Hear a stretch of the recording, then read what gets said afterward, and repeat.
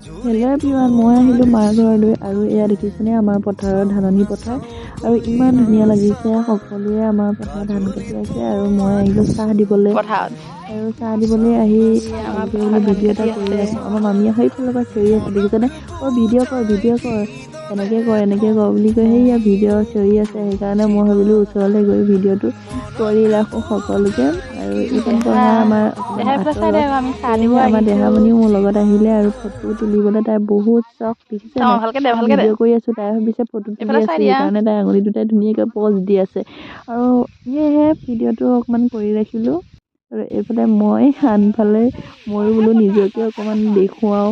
এয়া সকলোৱে ধুনীয়াকৈ ধান কাটি আছে। আনফালে আমাৰ মায়ে কি কৰিছে জানে, তাতে চাহ বনাইছে।